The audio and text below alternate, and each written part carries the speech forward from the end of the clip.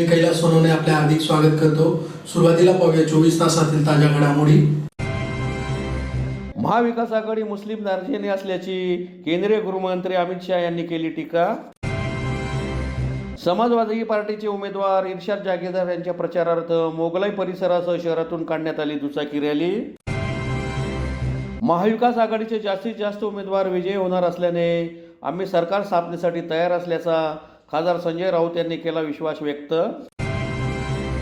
आणि धुळे जिल्ह्यातील 5ही विधानसभा मतदारसंघात बहुजन समाज पार्टीच्या उमेदवारांना विजयी करण्याचे आवाहन।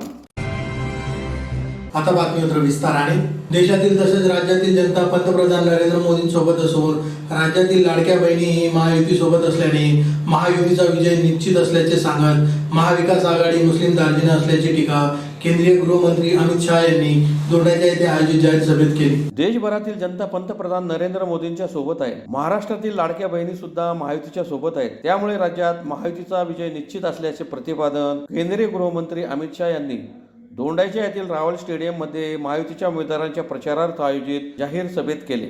यावेळी बोलताना त्यांनी सांगितले की काँग्रेससह महाविकास आघाडी मुस्लिम दार्जिना आहे। आघाडीवाल्यांनी संत रामगिरी महाराज यांच्या विरुद्ध वक्तव्य दिले। शिंदखेडा दोंडाच्या मध्येही दंगे घडवले। उद्धव ठाकरे सुद्धा हिंदूंना अतिरेकी म्हणणाऱ्यांच्या सोबत जाऊन बसले आहेत। महाविकास आघाडीचा गट हा औरंगजेब फॅन क्लब आहे आणि महायुतीचा गट हा छत्रपती शिवाजी महाराजांचा जय जयकार करणारा, त्यांच्या आदर्शाचे पालन करणारा गट आहे। काँग्रेस पार्टी SC ST विशेष करून मागासवर्गीयांच्या विरोधी पार्टी आहे। मोदींनी गरीब घरांच्या आदिवासी महिलेला राष्ट्रपती बनवले। मोदींच्या मंत्रिमंडळात 27% मंत्री हे मागास, दलित, आदिवासी OBC प्रवर्गाचे घेतले आहे। प्रत्येक ठिकाणी OBCचे 27% आरक्षण देण्याचे काम मोदींनी केले आहे। मात्र काँग्रेसचे नेते राहुल गांधी म्हणतात, आम्ही मुस्लिमांना आरक्षण देऊ।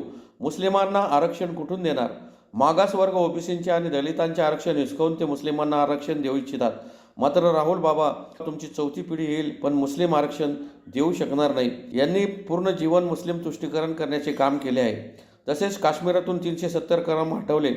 मोदींनी पण राहुल बाबा म्हणतात, आम्ही काश्मीरात 370 पुन्हा लावू। स्वर्गीय इंदिरा गांधी पुन्हा धर्तीवर आल्या तरी 370 पुन्हा लावू शकणार नाही असा दावा देखील अमित शहा यांनी केला। शहा यांनी पुढे सांगितले की 10 वर्षे सोनिया, मनमोहन सिंह यांचे सरकार चालले, दहशतवादी हल्ले होत राहिले। मोदी आल्याने पुलवामा हल्ला होताच 10 दिवसात मोदींनी सर्जिकल स्ट्राईक करून घरात घुसून दहशतवाद्यांचा खात्मा केला। मनमोहन सिंग यांनी देशाला 11व्या क्रमांकावर ठेवले होते। मोदींनी 10 वर्षात भारताला 5व्या नंबरवर आणले। 2027 मध्ये भारताची अर्थव्यवस्था जगात 3ऱ्या क्रमांकावर येऊन जाणार आहे। काँग्रेसचे राष्ट्रीय अध्यक्ष मल्लिकार्जुन खरगे यांनी नुकतेच आम्हाला सल्ला दिला की जे करू शकणार नाही तीच आश्वासने द्या, पण खरे तर हेच काँग्रेसवाले खोटी आश्वासने देणारे आहेत।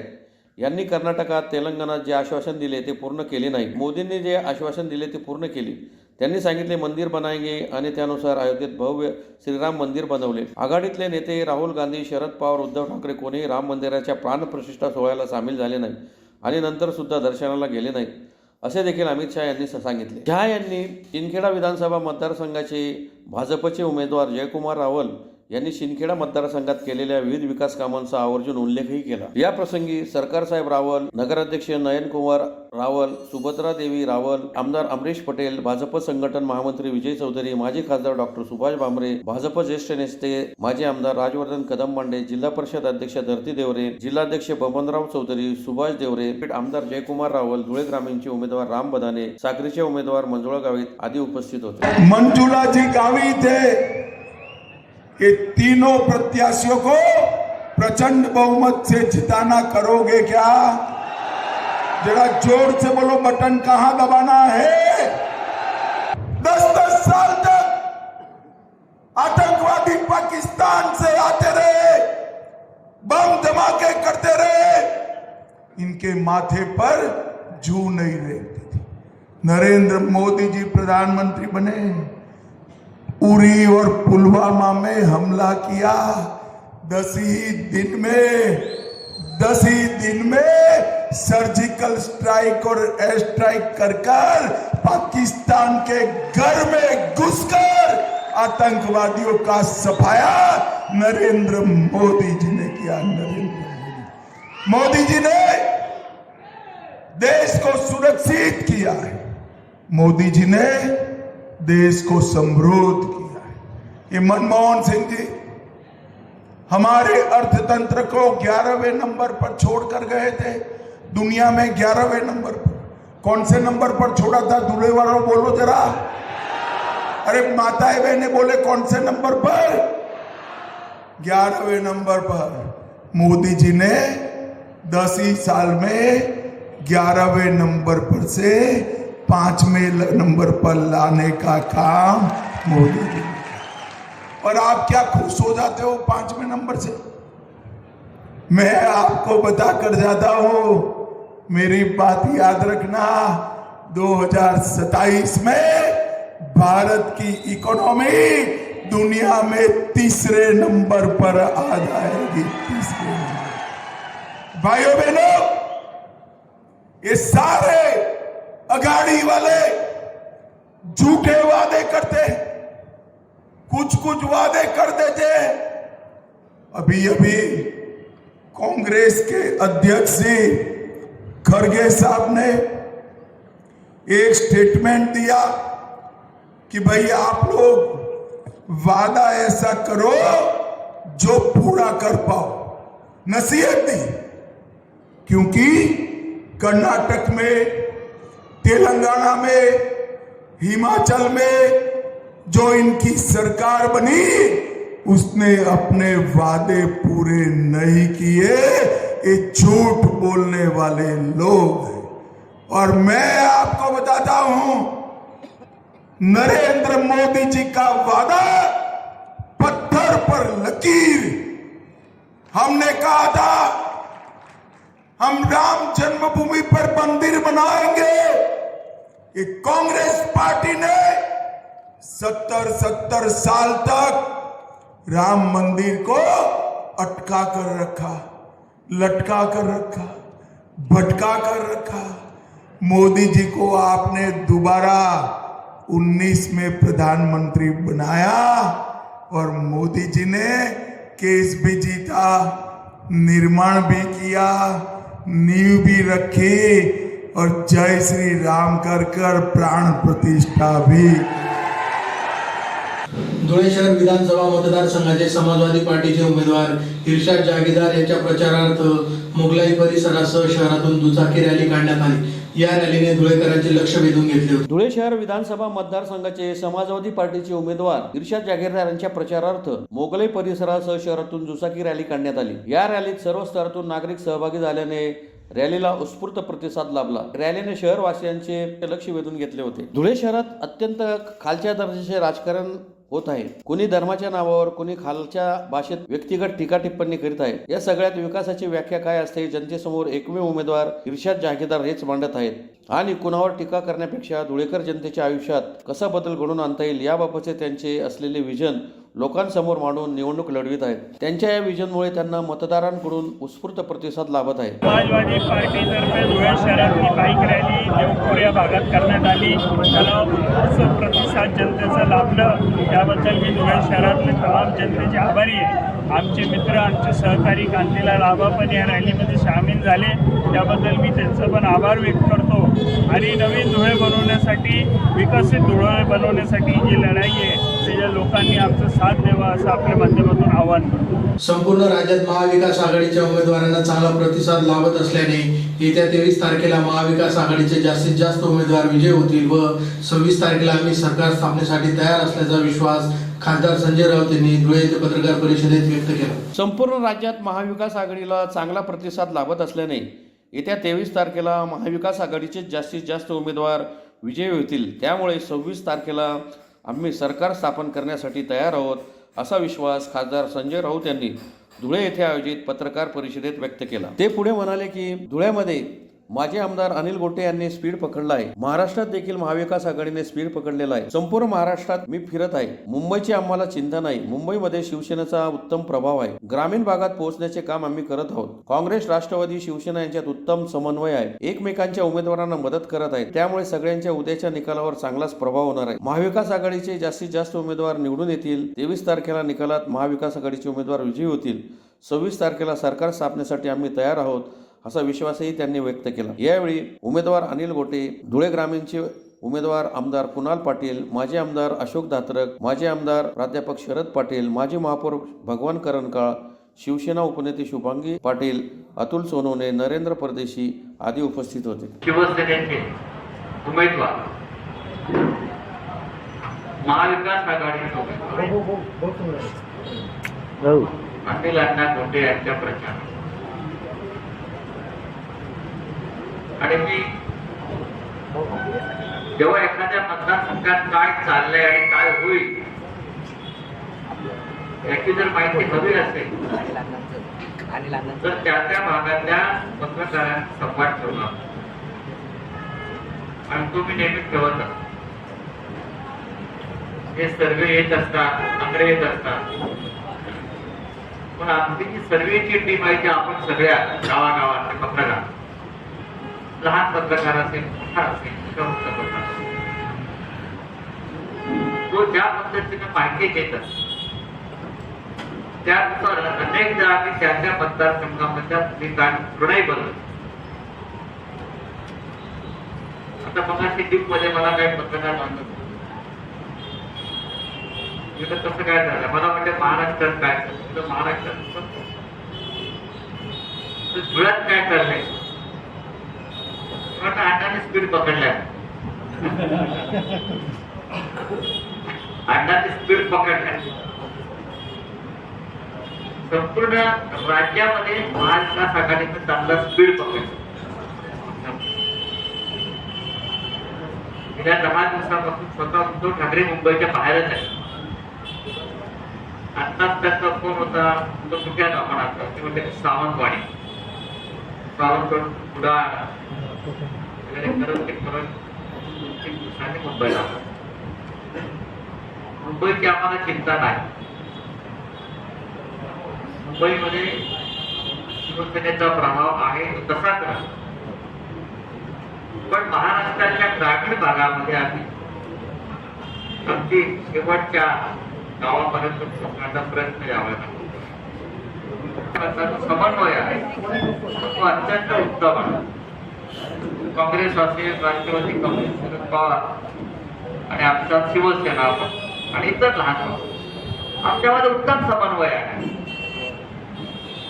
आणि तो समन्वय असल्यामुळे एकत्र प्रचार करणं, एकमेकांच्या उमेदवारांना मदत करणं, जिल्हा स्तरावरती कोऑर्डिनेशन कमिटी आम्ही स्थापन केलेल्या काही ठिकाणी, आणि या सगळ्याचा परिणाम मला खात्री आहे की त्याच्या ठिकाणामध्ये महायुती समोर नक्कीच आहे. त्या महायुतीचं काय होईल, ती टिकेल की नाही विधानसभेनंतर याच्याविषयी आमच्या मनामध्ये शंका आहे. एकनाथ शिंदे हे जरी मुख्यमंत्री असतील आणि त्यांच्याकडे शिवसेना अधिकृत नाव आणि धनुष्यबाण चिन्ह असतं, तरी मी तुम्हाला खात्रीनं सांगतो, अजित पवार आणि एकनाथ शिंदे यांच्याकडे त्या पक्षाचं म्हणजे आमच्या मूळ पक्षाचं 2% मतदान आहे. ते मतदान ते आहे असं दावा करतात, ते मतदान पैशाच्या ताकदीवर फक्त विकत घेऊन मिळवलेलं मतदान. लोकसभेत सुद्धा आणि विधानसभेत सुद्धा. आणि आम्ही सगळे आपापल्या त्या जबाबदाऱ्या पक्षात महाविकास आघाडी त्या पूर्णपणे जबाबदारीनं काम. 23 तारखेला निकाल लागला आणि 26 तारखेला सरकार स्थापन. फक्त 3 दिवसाचा कालावधी दिलेला आहे. 3 दिवसात 3 दिवसामध्ये निकालच 24 तारखेला दुपारपर्यंत येईल. हा महाराष्ट्र फार मोठा आहे. 24 तारखेपर्यंत निकाल पूर्ण होतील. 25 तारखेला आपापले पक्ष त्यांच्या विधिमंडळ पक्षाच्या बैठका घेतील. मग महाविकास आघाडीची बैठक. त्याच्यामध्ये त्यांचा डाव असा आहे की तुम्ही वेळेमध्ये सत्ता स्थापनेचा दावा करू शकला नाही म्हणून राष्ट्रवादी राजवट लावून टाकायचं असा त्यांचा एक डाव आहे. पण तो आम्ही डाव यशस्वी म्हणून देणार. आमची तयारी पूर्ण आणि शिवसेनेच्या बाबतीत आपण पाहतो तर शिवसेनेचा मागचा जो 55 आमदारांचा होता तो आम्ही कायम ठेवून त्याच्यावर जास्त जागा घेण्याचा आमचा प्रयत्न. काही नवीन जागा येतील नवीन जागा आम्ही जास्त प्रमाणात जिंकणार. धुळे शहर या वेळेला आम्ही इतिहासामध्ये प्रथम धुळे शहर जिंकतो हे तुम्हाला खात्री नसा दिवस आहे. धुळे जिल्ह्याच्या 5 जागा ज्या ठिकाणी धुळे शहरामध्ये शिवसेना, ग्रामीण आणि साखरीमध्ये काँग्रेस आणि शिरपूरमध्ये सीपीआय आणि शिंदखेड्यामध्ये राष्ट्रवादी काँग्रेस पक्ष या 5 जागांवरती सगळे कार्यकर्ते अत्यंत संघटितपणे या निवडणुकीमध्ये उतरले आणि मला असं वाटतं की 5 जागांवर महाविकास आघाडीच्या सर्व उमेदवार हे आज खूप मोठ्या फरकाने निवडून द्यायची परिस्थिती आहे आणि हे जे यश आहे हे यश या सर्व महाविकास आघाडीच्या ज्या पक्षांनी मित्र पक्षांनी संघटित प्रयत्न केले. मला असं वाटतं त्याचं हे यश आहे आणि त्यामुळे खूप चांगलं वातावरण आज आम्हाला अनुभवायला मिळत आहे. प्रत्येक ठिकाणी अत्यंत उत्स्फूर्त स्वागत महाविकास आघाडीच्या उमेदवारांचं होत आहे आणि लोकांनी जशी लोकसभेच्या वेळेस निवडणूक भाग घेतली होती तशाच प्रकारचं चित्र लोकांनी निवडणूक भाग घेतल्याचं आहे आणि लोकांनी गद्दारांना धडा शिकवायचा निर्णय करून टाकलाय असं आम्हाला डोळ्याला दिसत आहे. त्यामुळे यश हे निश्चित आहे. ज्याप्रमाणे संजय राऊत साहेबांनी सांगितलं त्याप्रमाणे 23 तारखेला निकाल लागल्यानंतर 26 तारखेच्या आत महाविकास आघाडी सरकार स्थापन करण्याचा दावा करेल की महाराष्ट्रामध्ये महाविकास आघाडीची सरकार स्थापन होईल याबद्दल आमच्या कोणाच्याही मनात शंका राहिलेली नाही आणि त्यामुळे माझी पत्रकार बांधवांना विनंती असते की आपणही आता महाविकास आघाडीच्या उमेदवारांकरता जेवढं तुम्हाला मदत करता येईल सगळी मदत आपण धुळे जिल्ह्यातील 5 विधानसभा मतदारसंघात बहुजन समाज पार्टीतर्फे उमेदवार देण्यात आले असून त्यांना विजयी करण्याचे आवाहन जिल्हा प्रभारी मिलिंद बैसाने यांनी पत्रकार परिषद घेऊन केले. धुळे जिल्ह्यातील धुळे शहर, धुळे ग्रामीण, साक्री, शिंदखेडा, शिरपूर या 5 विधानसभा मतदारसंघातून बहुजन समाज पार्टीतर्फे उमेदवार देण्यात आले असून या 5 उमेदवारांना हत्तीच्या चिन्हावर मत देऊन सर्वच्या सर्व उमेदवारांना मतदारांनी निवडून देण्याचे आवाहन बहुजन समाज पार्टीचे जिल्हा प्रभारी मिलिंद बैसाने यांनी धुळे येथे पत्रकार परिषद घेऊन केले आहे. धुळे जिल्ह्यामध्ये बहुजन समाज पार्टीच्या वतीने साक्री विधानसभा, धुळे ग्रामीण विधानसभा, धुळे शहर विधानसभा, शिंदखेडा विधानसभा, शिरपूर विधानसभा या धुळे जिल्ह्यातील सर्व 5 उमेदवार ताकदीनिशी निवडणूक लढवित आहेत. साक्रीमधून रमेश दौलत साने, धुळे शहरमधून आनंद जयराम सैंदाने, शिंदखेडामधून भाऊसाहेब नामदेव पवार, शिरपूरमधून संदीप देवदास भिल हे निवडणूक लढवत असून संपूर्ण जिल्ह्यामध्ये कॅडर बेस कार्यकर्त्यांच्या माध्यमातून प्रचार सुरू आहे. बहुजन समाज पार्टी ही स्वबळावर निवडणूक लढवत असते. बसपाचा कोणालाही पाठिंबा नसून स्वतंत्रपणे बहुजन समाज पार्टी निवडणूक लढवत आहे. धुळे जिल्ह्यामध्ये भारतीय घटनेचे शिल्पकार डॉक्टर बाबासाहेब आंबेडकर 31 जुलै 1937 कोर्टाच्या कामानिमित्त आले होते. त्या संदेशभूमीला डॉक्टर बाबासाहेब आंबेडकरच्या जीवनाशी निगडीत स्थळांच्या यादीमध्ये समाविष्ट करण्यास प्राधान्य दिले जाईल. तसेच धुळे गुंडगिरी मुक्त या सर्व मुद्द्यावर उत्तर प्रदेशच्या धर्तीवर महाराष्ट्रात देखील बहुजन समाज पार्टी काम करणार आहे. म्हणून बहुजन समाज पार्टीच्या निष्ठावान प्रामाणिक कार्यकर्ते हे डॉक्टर बाबासाहेब आंबेडकर यांची हत्ती निशाणी घेऊन निवडणूक लढवित आहेत. त्या हत्ती निशाणीला मतदान करून आपण बहुजन समाज पार्टीच्या सर्वच्या सर्व उमेदवारांना निवडून द्यावे अशी अपेक्षा व्यक्त करण्यात आली आहे. यावेळी जिल्हा प्रभारी मिलिंद बैसाने, जिल्हाध्यक्ष आनंद सैंदाने, जिल्हा महासचिव प्रदीप शिरसाट, विजय मोरे, ॲडव्होकेट कृष्णा निमगडे, मिलिंद भाविस्कर, पटू वाघ, भाऊसाहेब पवार आदी उपस्थित होते. धुळे जिल्ह्यातील 5च्या 5 विधानसभेवर पूर्ण ताकदीनिशी निवडणूक लढवत आहेत आणि बहुजन समाज पार्टी जे काही 5 उमेदवार आहेत आमचे त्या उमेदवारांच्या प्रचारासाठी आणि ते सोर्स आपल्यापर्यंत पोहोचवावं आपल्या माध्यमातून म्हणून आम्ही त्यांची उमेदवारी डिक्लेअर करण्यासाठी या ठिकाणी आलो. साक्री विधानसभेमध्ये रमेश दौलत साने हे आमचे बहुजन समाज पार्टीचे अधिकृत उमेदवार आहेत. त्याचबरोबर धुळे शहर आणि धुळे ग्रामीणमध्ये मी स्वतः आनंद सैंदाने हत्ती या निवडणूक चिन्हावर निवडणूक लढवत आहे.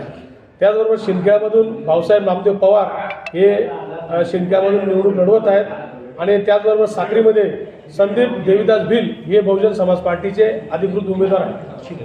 शिरपूर विधानसभेमध्ये संदीप देवीदास भिल हे आमचे उमेदवार आहेत आणि या उमेदवारांना लोकांपर्यंत पोहोचण्यासाठी जो काही वेळ लागेल आणि आपल्या माध्यमातून चांगल्या पद्धतीने आम्ही कमी वेळामध्ये पोहोचू शकू म्हणून आजची ही पत्रकार परिषद या ठिकाणी आम्ही आयोजित केली होती. जिल्ह्यामध्ये जे काही डॉक्टर बाबासाहेब आंबेडकर यांच्या पदस्पर्शाने पावन झालेली भूमी आहे संदेशभूमी, या संदेशभूमीला स्मारकाचा दर्जा मिळावा आणि जिल्ह्यामधील बेरोजगारी असेल, भ्रष्टाचारमुक्त जिल्हा असेल, रोजगारीचा प्रश्न असेल, शिक्षण असेल, या सर्व मुद्द्यांना घेऊन बहुजन समाज पार्टी येणाऱ्या काळामध्ये काम करेल आणि बहुजन समाज पक्षाचे जे काही उमेदवार निवडून येतील ते निश्चितच या कामासाठी जिल्ह्यामध्ये अग्रेसर राहतील, ही भूमिका आम्ही स्पष्ट करण्याकरिता आज आपल्या या मराठी पत्रकार संघामध्ये येऊन आम्ही सर्व पदाधिकाऱ्यांच्या सोबत आणि उमेदवारांच्या सह या आपल्या पत्रकार परिषदेमध्ये आलो आणि आपण आमचं म्हणणं ऐकून घेतलं, त्याबद्दल धन्यवाद. जय हिंद, जय भारत. पुन्हा एक नजर ठळक घडामोडींवर. महाविकास आघाडी मुस्लिम दार्जिने असल्याची केंद्रीय गृहमंत्री अमित शहा यांनी केली टीका. समाजवादी पार्टीचे उमेदवार इर्शाद जागीरदार यांच्या प्रचारार्थ मोगलाई परिसरासह शहरातून काढण्यात आली दुचाकी रॅली. महाविकास आघाडीचे जास्तीत जास्त उमेदवार विजयी होणार असल्याने आम्ही सरकार स्थापनेसाठी तयार असल्याचा खासदार संजय राऊत यांनी केला विश्वास व्यक्त. आणि धुळे जिल्ह्यातील 5ही विधानसभा मतदारसंघात बहुजन समाज पार्टीच्या उमेदवारांना विजयी करण्याचे आवाहन. याचबरोबर श्रीराम टाइम न्यूजचे बातमीपत्र संपले. दिवसभरातील ताज्या घडामोडींसाठी पाहत राहा श्रीराम टाइम न्यूज. भेटूया पुढील प्रसारणात. तोपर्यंत नमस्कार.